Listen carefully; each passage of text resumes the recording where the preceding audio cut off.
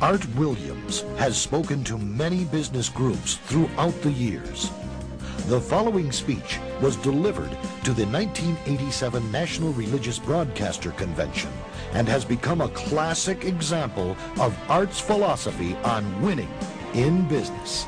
It is simply entitled, Do It. Dr. Jerry Falwell, Chancellor of Liberty University, introduces Art Williams. 15 years ago, he was a high school football coach. His wife, Angela, was teaching English in high school. He got an idea, just an idea. And 10 years ago, he turned that idea into a company, a concept, a practical concept. 10 years have passed. 150,000 people work for him now. Last year, he sold $77 billion worth of insurance. This year, $100 billion. That is more than Prudential and New York Life, number 1 and 2, combined in 10 years. He's from Monroe, Georgia. He has the dialect to prove it. He, this year, will sell $100 billion worth of insurance and revenues $2.5 billion. And he's just now beginning to dream, to plan, to go. Art and Angela Williams have 2 precious children, Art the third and April, their daughter. He is chairman of the inner council, the inner circle of our ministries, and a personal and a dear friend. He is a born-again Christian, as each of his family members, but he's an entrepreneur. And Dr. Armstrong has asked him to come tonight and talk to you about what he knows most and best about. And having been in one of his sales meetings last Thursday in Palm Springs, you know, I usually go out preaching and I try to wake up religious morgues, and most of the places, a lot of the places I go don't need a revival, they need a resurrection. But he asked me to speak to his group of national sales directors, and I had to work hard at getting up where they were and not appearing as a backslidden preacher. This man, I repeat, is the leading entrepreneur in America and a friend of NRB, and I introduce you to you, Mr. Art Williams.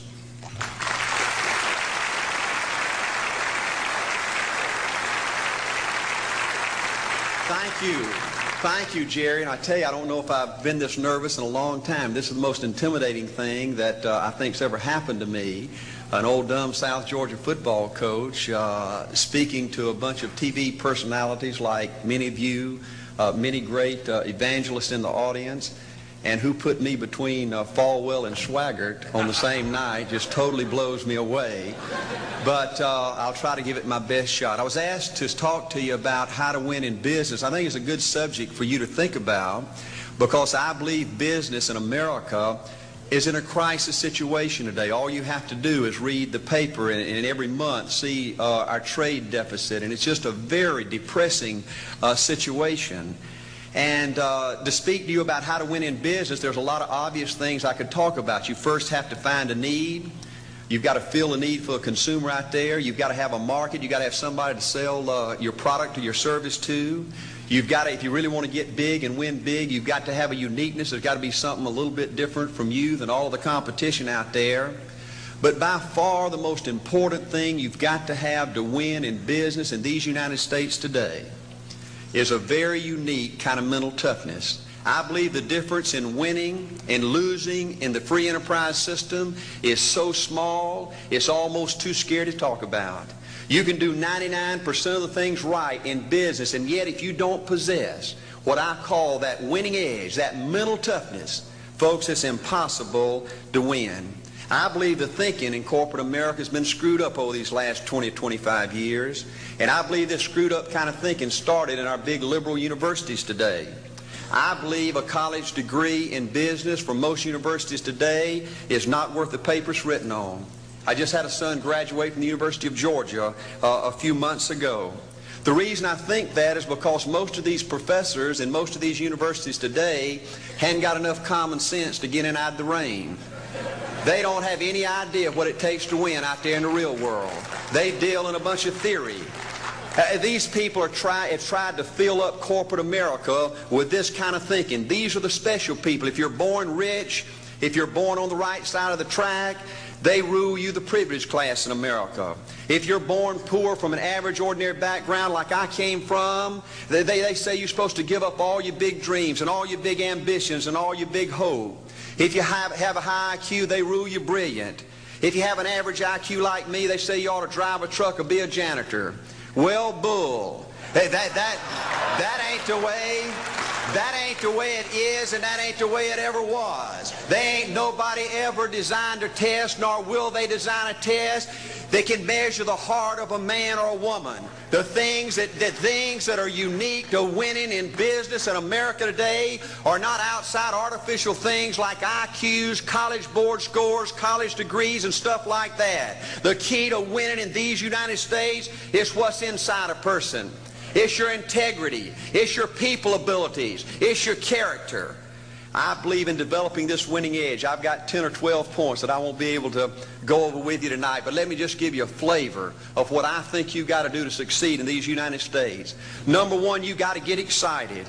Folks, I don't believe anybody will ever tell you anything more important than this in winning in these United States. 90+% of winning in anything you try to do in America today, you've got to be excited. People in America won't follow or believe in a negative, dull, disillusioned, frustrated, dadgum crybaby. People want people that are positive and excited and enthusiastic and tough. The greatest definition I ever heard, I thought about this 10 million times when I wanted to quit along the way of a winner. This guy said almost everybody in America can stay excited for 2 or 3 months. A few people can stay excited for 2 or 3 years. But a winner will stay excited for 30 years or ever how long it takes to win. Another key to building this winning edge and this mental toughness is you got to become a dreamer again. You know, I'm a Methodist, and we just changed ministers a few weeks ago, and our new minister came in, and the church was just packed. And the first thing he said, well, it looks like everybody came out to see the monkey perform. And the second thing out of his mouth, he said, for a church to be a great church, you got to have a dream. If you don't have a dream, you're dead. And boy, I sat up and I said, man, me and this guy are going to get along good because he knows what he's talking about. See, folks, I believe in order to win, you got to feel good about yourself. When I was coaching football for 7 years back in Georgia, and I had a paddle in my coaching office, and it was about this thick and this long. And in the fat end, I had little holes bored in it so you could really get some speed and blister their little butt, you know, when they misbehaved. And I had a rule on my football team that if any kid said, I can't, if any football player heard one of my football players said, I can't, he got to bring him in the coach's office and give him 3 licks. And it took me about a month to get all that thinking out of my players every year, you know, and I'd have football players knock on my door at recess and at lunch and after school. And he said, Coach, he said it. Coach, he said it. And I'd make that kid bend over, and I'd give that other kid the board. He'd bust him 3 times. And folks, it didn't take long. You couldn't create a word game to get one of my kids to say, I can't. Bring it home a little bit more personal. When April and little Art were just this little and could understand words, every time they said, I can't, I made them do 3 push-ups. Folks, there ain't nothing you can't do in America if you want to bad enough. Another key in building this winning edge is, folks, you got to stand for something. People in America, the good people in America, are fed up with these dadgum fence sitters and mealy mouths. Corporate America has an especially black eye in business today. Most people in America think you can't find a company. They think you can't find a salesperson that'll tell you like it is and stand behind their word. They think these companies will sell anything, say anything, just to make a sale, just to make a profit. Well, you know what? Folks, if you want to win in the free enterprise system in America today, you got to stand for something. And another point, thank you, is yes, you're going to be controversial. Folks, if you want to win in these United States today, just get ready. You're going to be controversial. The only way not to be controversial is to be average and ordinary. They just call me anything but average and ordinary. Now, I know some of you might say, well, you know, I don't think I like Art Williams. You know, he sounds like an old tough butt to me. Well, folks, I'm telling you, you can be good and tough at the same time. I bet nobody's ever talked to a religious broadcaster like that.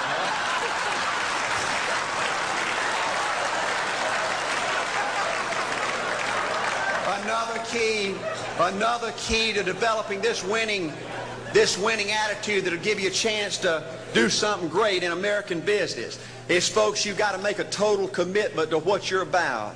Do you know the American people have lost their toughness? They've lost their ability to make a commitment. See, folks, in trying to win in business, you're just going to have so many false starts. You think you get it going time after time, and you just get knocked back to ground zero, and it's your ability to compete, to pick yourself up off the bat one more time, to go for it one more time, that's going to determine success or failure. You know, we've got a divorce rate in America some 50% right now. You know, it just seems like that people that go in business today, they have an attitude, well, I'm going to stick my toe in it.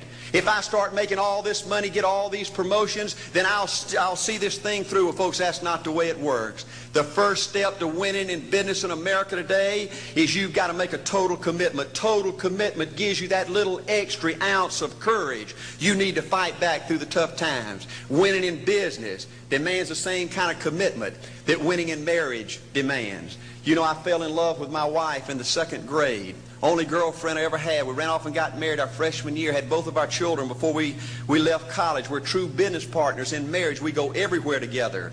I spend more time with her, been married to her 26 years, now I got 2 grandbabies, love her more today than I ever have. But I don't like her all the time. There's a bunch of times every day that I don't like her. You know, I'm a nut about brushing my teeth. You know, if I can get the toothbrush, I'll brush my teeth 4, 5, 6 times a day. And Angela's always forgetting everything, you know. And she always leaves the cap off the toothpaste, you know. And when I go in there to brush my teeth, the cap's off. It's got that hard little crust around the edge. You know, it just burns me more than I can tell you, you know. And I get on Angela's nerves about a lot of things. You know, we were having dinner last week, and every time we get through, Angela kicks me under the table, you know, and gets me back in my room and says, "Art, you ain't got no class." You know, I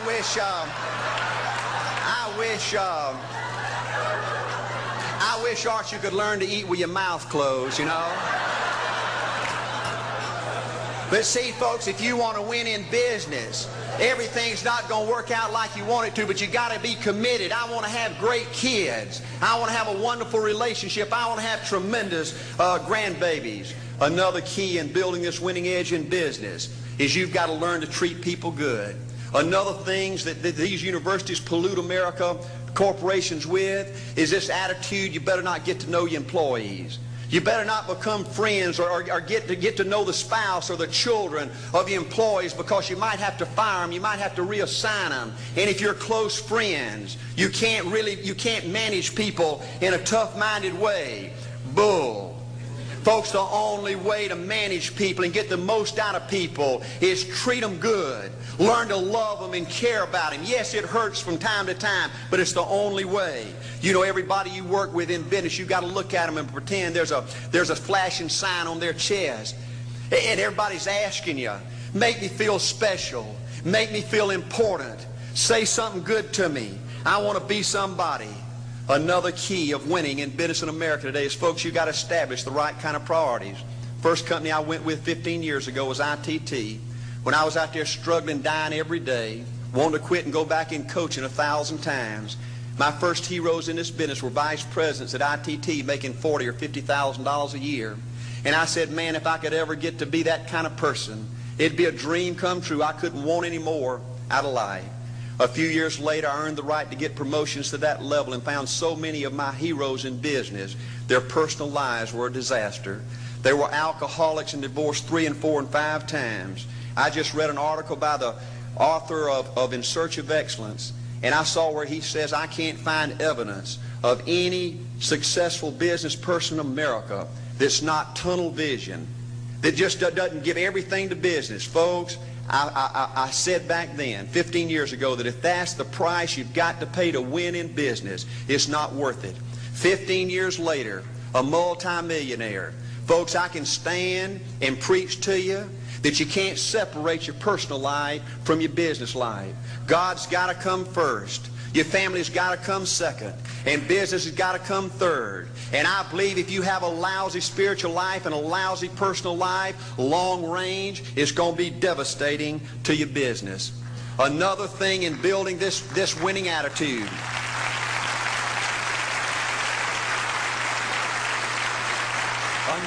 Another thing in building this winning attitude in business. I see tall people make it big in business and short people, dumb people and smart people, fat people and skinny people. But if you cut open the winners in business, I see a heart of a champion. And all these people are competitors and they don't quit.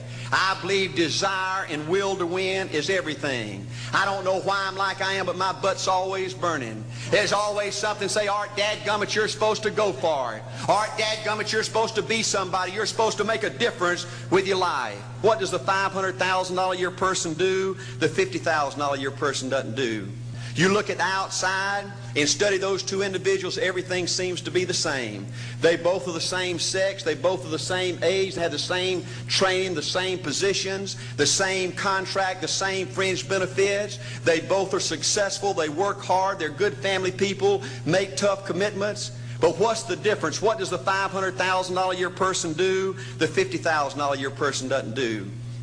He pays the price and a little bit more. He works hard and a little bit more. He's loyal to the company and a little bit more. He believes in a little bit more. He makes money and a little bit more. He saves money and a little bit more. If you want to win in these United States, you got to be tough and you can't quit. The last thing I'll talk to you about today in building this winning edge is, folks, if you want to win in business, you got to be a leader. Leadership is everything. You show me anything in these United States that win, I'll show you a leader at work. You show me a successful church, Boy Scout troop, club, football team, business, I'll show you something run by a leader. See, I thought at one time in my life you had to be smart to win. I used to have these smart people that dress so pretty and talk so pretty and use these big words. They just intimidated me. And I said, Art, you can't ever be that good. Why don't you just throw in the towel and go on back and coach football for a living? And I found two things out about smart people. I think it's almost impossible for a smart person to win in business in America today. Because I find smart people spend their whole lifetime figuring things out. They're always trying to figure out an easier way and a quicker way. And another thing I found out about smart people is they just don't get around to doing nothing. And see, somebody like Art Williams, everybody said, well, he can't do it. And somebody like that can't do it. But he does it. See, folks, I want you to know almost everybody in America almost does enough to win. They almost get there. They almost are over the hump. They almost have it going. They almost in everything they do, almost is a way of life to almost everybody in America. But the winners do it. What do? They do whatever it takes to get the job done. They do it and do it and do it and do it and do it until the job gets done. And then they talk about how great it is to be somebody they're proud of. We need leaders in America who can do it. If you want to become somebody, do it. If you want to go in business for yourself, do it. If you want to become financially independent, do it. I hear too much talk in these United States. Everybody can talk a good game. We need people in America who can do it. I go all over this country with A.L. Williams, and I have people say, Art, you can count on me. Wonderful. Just do it. Art, I guarantee you this is my last stop. I'm going to win now. Super duper. Just do it. Art, if I could just have one good month and get the ball going, I know I could make it big. Super. Just do it. Art, if I could just pay off this debt, I could really go. Great. Just do it. Art, if I could just sell my house. Do it. But houses ain't selling. Do it anyway. Art, I'm not making any money. What can I do? You just do it. Do what, Art? You do it and do it and do it. Art, I guarantee I'm going to win this contest. Super duper. Just do it. Art, I'm over the hump now. Watch my smoke. Great. Just do it. Art, I want to make it so bad I can taste it. What I do? You just do it. Art, I'm a vice president now. Can I quit doing it? No. Art, I don't know if I can keep on keeping on. I'm really hurting. What I do? You just do it. Do what, Art? You do it and do it and do it. Art, all my life I wanted to be somebody important. Well, what do it then? All right, I'm going to save money so I don't have to go through this again. Great. Just do it. All right, I don't feel like I've had enough training. What I do? You just do it. All right, my manager don't give me no help. What I do? You just do it. All right, you don't understand. I was Mr. Everything at my former company. You don't mean I have to start off down at the bottom and do it, do you? Yep, you really got to do it. All right. All right, what's the primary difference between winners and losers? The winners do it. They do it and do it and do it and do it until the job gets done. And then they talk about how great it is to finally have achieved something unique and how glad they are that they didn't quit like everybody else and how wonderful it is to finally be somebody they're proud of and make a difference with their life. Thank you.